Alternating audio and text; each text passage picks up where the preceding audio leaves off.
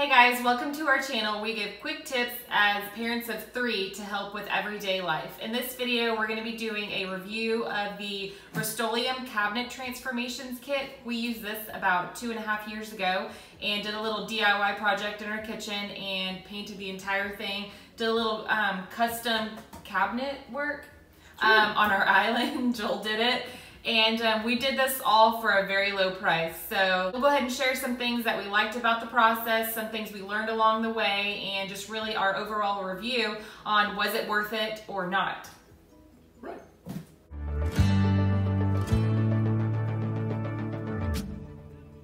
So we got this kit from our local home improvement store. We had them mix the colors for us. So we got the color linen. We just wanted a really bright white color. And so at this point, I think we'll go ahead and show our before pictures before we continue on. You're gonna be like, wow. Yeah. Look at those pictures. Yes.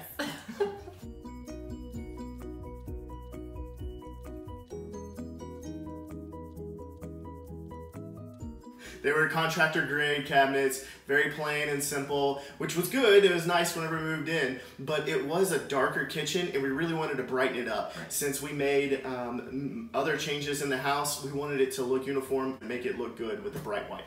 And just wanted to mention that we got some quotes from some local contractors and they quoted us a few $1,000s. And we did this project for under $400. And that was including the wood that we used to add to our island to make it look a little more custom. That's right. While you're looking at these pictures, I will say that we painted these cabinets over 2 years ago, and we have noticed that there are no chips in the paint. They're very easy to wipe off, the kiddos coming through and all, and they have held up really well. And I'll also note that we did use 2 of the Rustoleum kits to get this kitchen completed.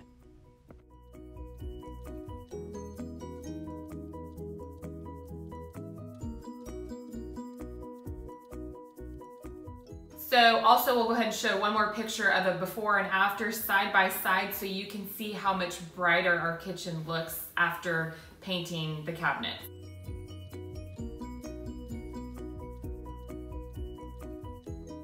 Okay, so as you can see, huge difference, right? Wow. I mean, our kitchen was dark. Again, it was just that standard carpenter grade cabinets and we just really wanted to give everything a little refresh. That's right. Okay, so a few of the tips that we have for you and things that we learned along the way are? We wanted to remove all the cabinet doors and drawers for us to be able to paint the doors easier because we wanted inside and outside to be painted. And whenever they were on the actual cabinet themselves, it was hard to get to and I didn't want to make a huge mess. So we cleared out the entire living room, moved everything back. We put down towels, blankets, whatever we wanted. We removed the cabinet doors off. We laid them out all in the living room and we put them on paper bowls. And so we supported them with like 4 paper bowls underneath and they laid out really nice and even. And so we were able to paint them easily, let them dry and sit there for a while. And here's a picture of me doing it, action shot.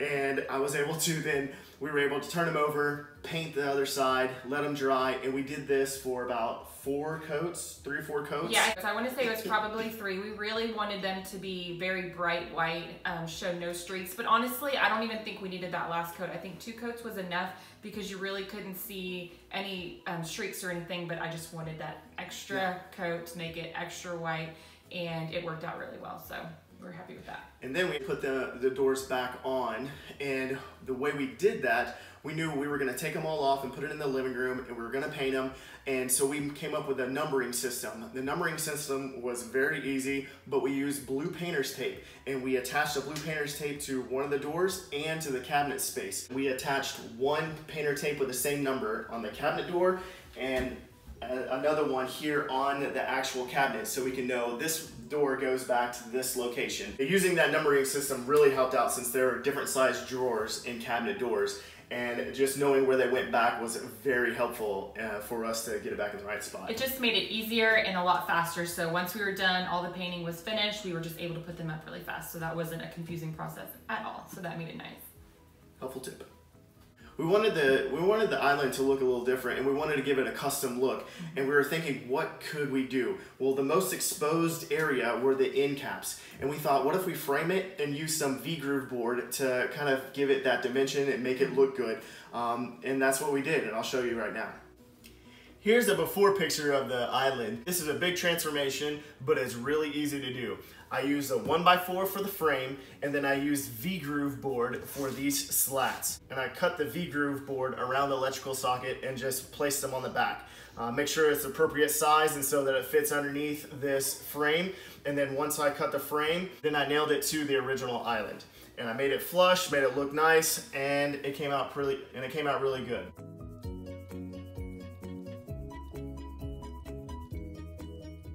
Once I had all the framing in place, now all we needed to do was paint it.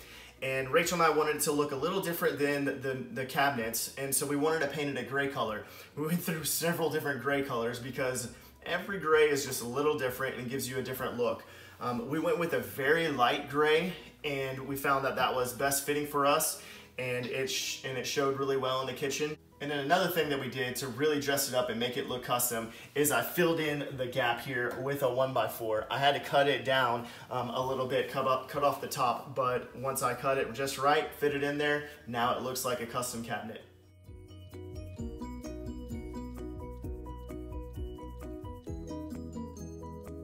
And that's all I did to make this cabinet look custom, make it look nice, and we really like it. Okay guys, so as you can see, this is a really great project to get done during quarantine while everyone's trying to stay home. It's pretty fast to do, just a few days of a project. We did send the kids to grandma's house for the weekend whenever we did this project so that we didn't have anyone knocking over any cabinet doors or touching anything or really just getting things in the air and letting them fall onto the cabinets and ruining the paint. So then with the kids not here, it took about 2.5 days to do. I think I started on a Thursday afternoon and then we finished up Sunday morning maybe with like the final clear coats, and that included him working on the island. And so it was pretty fast, well worth it, especially with the amount of money that we saved.